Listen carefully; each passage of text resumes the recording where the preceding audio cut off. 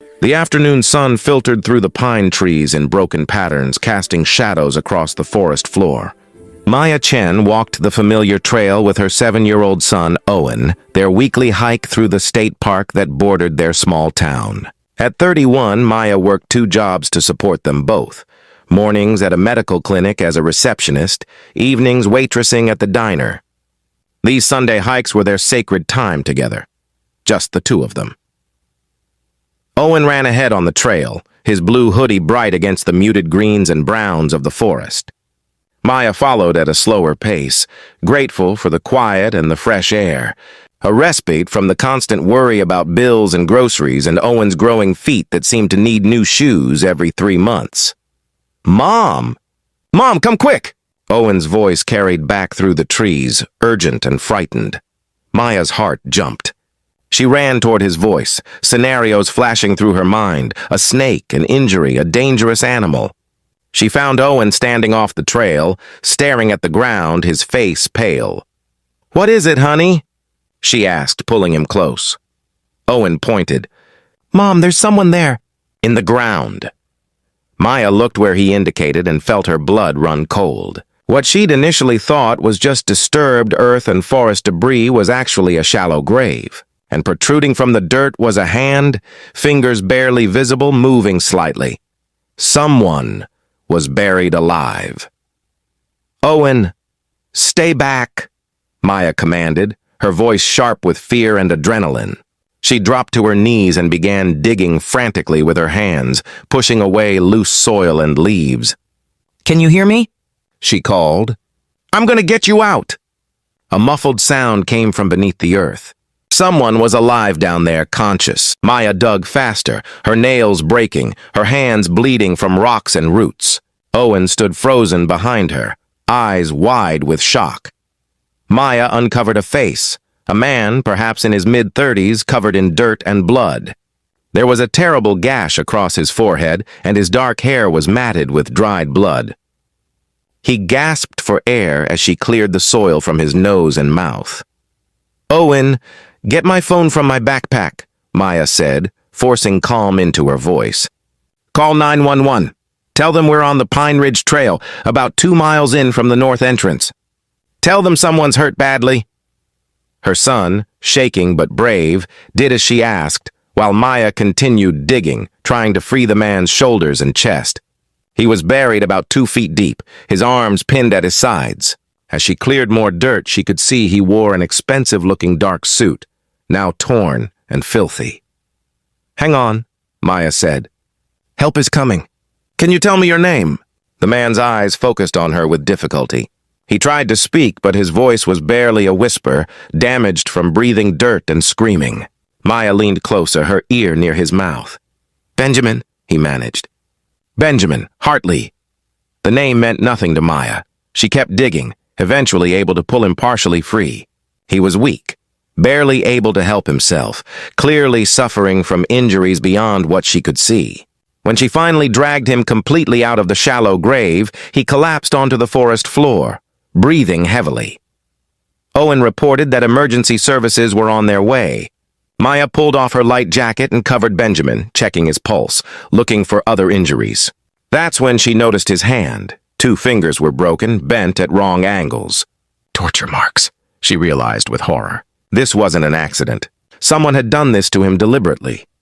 Benjamin's eyes opened again, clearer now. He looked at Maya, then at Owen standing nervously a few feet away, then back at Maya. His expression changed. Recognition of his situation, of his vulnerability, of these strangers who'd saved him.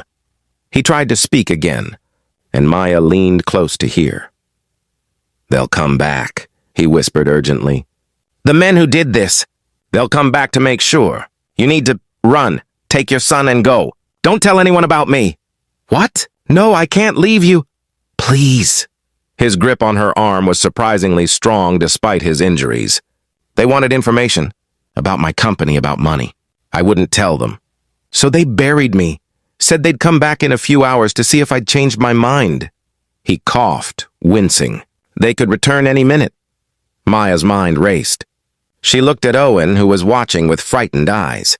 The ambulance would take at least 20 minutes to reach them on these trails. If dangerous people were coming back, "Owen, come here," she said firmly. Her son hurried to her side. She looked at Benjamin. "Can you walk at all?" "I don't know. Maybe with help." "Then we're all leaving together. Now." With considerable effort, Maya got Benjamin to his feet, supporting most of his weight. Owen helped as much as his small frame could, staying close to his mother. They moved off the trail into denser forest, putting distance between themselves and the gravesite. They'd gone perhaps 100 yards when Maya heard voices in the distance. Male voices, harsh and efficient, coming from the direction of the trail. "In here," Maya whispered, guiding Benjamin behind a fallen log thick with moss and ferns. Owen scrambled after them. They pressed themselves flat against the earth, Maya covering Owen with her body, Benjamin barely breathing beside them. Two men passed within 20 feet of their hiding place. Maya could hear fragments of their conversation. "Told you we should have just finished him. Boss wanted him to suffer first. If he's dead, we dig him up, make sure, then dump the body somewhere better." The voices faded as the men continued toward the gravesite. Maya waited, counting slowly in her head, her arms wrapped tightly around Owen. Benjamin was shaking beside her, from pain or fear or both. Minutes later, shouting erupted from the direction of the trail. The men had found the empty grave. Curses and angry voices carried through the forest. "They'll search," Benjamin whispered. "They can't let me live now." Maya made a decision. "Owen, remember that old hunting cabin we found last month? The abandoned one?" Owen nodded.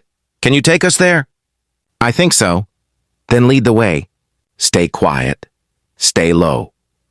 Her 7-year-old son, showing courage beyond his years, began moving through the forest, using game trails and staying in the thickest cover. Maya half-carried, half-dragged Benjamin, who tried his best to keep up despite his injuries. Behind them, they could hear the men searching, spreading out, calling to each other. It took 40 minutes of agonizing progress before Owen spotted the cabin, a dilapidated hunter's shack, mostly collapsed but with one corner still intact. They slipped inside and Maya propped Benjamin against the wall, then pulled out her phone. No signal. They were too deep in the forest now. "I need to get to higher ground to call for help," Maya said. "Owen, you stay here with Mr. Hartley. I'll be back in 10 minutes. "No." Benjamin's voice was stronger now. "Don't leave the boy." "I'll be fine.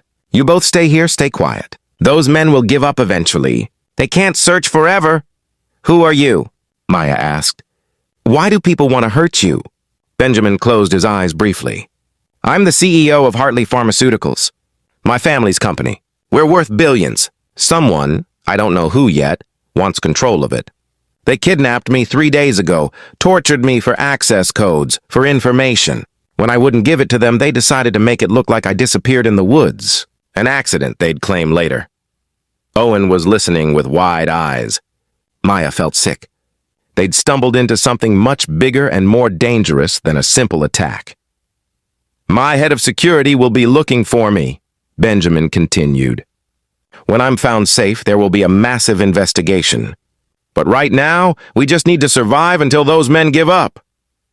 They waited in the cabin for hours. The sun began to set, casting long shadows through the broken walls. Owen dozed fitfully against Maya's side while she kept watch. Benjamin drifted in and out of consciousness, his injuries taking their toll. As darkness fell, Maya heard the blessed sound of helicopters overhead. Search and rescue, likely coordinated by Benjamin's company when the emergency call about his location was reported. Flashlights appeared in the forest and voices called out, different voices, professional and urgent. Maya emerged from the cabin cautiously, waving her arms. Within minutes, they were surrounded by security personnel and paramedics. Benjamin was loaded onto a stretcher, immediately receiving medical care. Maya and Owen were wrapped in blankets, given water, asked dozens of questions by serious men in suits. The two attackers were caught trying to flee the park in a stolen vehicle. The investigation that followed revealed an attempted hostile takeover orchestrated by a rival pharmaceutical company, involving kidnapping, torture, and attempted murder. Through all the chaos of interviews and statements and media attention, Maya tried to shield Owen to return to their normal life. But Benjamin Hartley didn't forget the single mother and her brave son who'd saved his life. 2 weeks after the incident, Maya received a visitor at the clinic where she worked. Benjamin, recovered from his injuries, stood in the waiting room in an elegant suit, looking nothing like the broken man she'd pulled from the grave. "I needed to thank you properly," he said. "May I take you and Owen to dinner?" Over dinner at a restaurant far nicer than anywhere Maya usually went, Benjamin explained. "You saved my life, you and your son, when you could have run to, literally. Protect yourselves, you helped a stranger. You risked your own safety." "Anyone would have done the same," Maya said, uncomfortable with his gratitude. "They wouldn't. Most people would have called for help and left. You stayed. You protected me." Benjamin paused. "I'd like to do something for you. For Owen. College funds at minimum. And I'm told you're working 2 jobs." "Mr. Hartley, Benjamin, please." He leaned forward. "I've built a company worth billions, but I nearly died alone in the woods. You barely have enough to get by, but you raised a child brave enough to lead us to safety. I think our definitions of wealth might need adjusting." Over the following months, Benjamin became part of their lives. He funded Owen's education from elementary through university. He offered Maya a position at his company, director of patient advocacy, using her medical clinic experience to improve how the company treated the people who needed their medicines. The pay was more than her 2 jobs combined had ever provided. But more than the money, more than the career, Benjamin offered friendship. He'd been a widower for 5 years, buried in work, isolated by wealth. Maya had been struggling alone, buried under financial stress, isolated by necessity. They'd saved each other in more ways than one. 2 years after that day in the forest, Benjamin proposed to Maya on the same hiking trail where they'd met. Owen, now 9, stood beside him, holding the ring box with solemn importance. "I was buried alive and you dug me out," Benjamin said simply.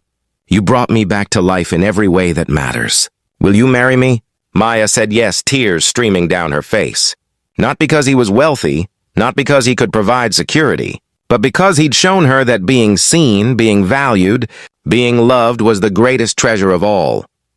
At their wedding, Benjamin told the story to their assembled guests, how a single mother and her son had refused to leave a stranger to die, had risked everything to help someone they didn't know, how that moment of compassion had changed all 3 of their lives forever. "Maya dug me out of the ground," he concluded. "But more than that, she dug me out of a life where money mattered more than people, where success was measured in stock prices instead of human connection. She and Owen reminded me what's actually valuable. Not what you have, but who you are when someone needs help." Years later, Owen would tell people that his mom was the bravest person he'd ever known. She saved a man's life in the forest and he turned out to be really rich, but she would have done it anyway, even if he was poor. That's who she is. And Maya would say that Benjamin saved her right back, not from death, but from a life where she'd forgotten she deserved more than just survival, where she'd stopped believing in possibilities beyond the next paycheck. Because that's what happens when we choose compassion over caution, when we help instead of walking away. We don't just save lives, we change them, including our own. We discover that the most valuable things in life are the ones we freely give. Courage, kindness, the willingness to dig someone out of the darkness no matter the cost. Sometimes,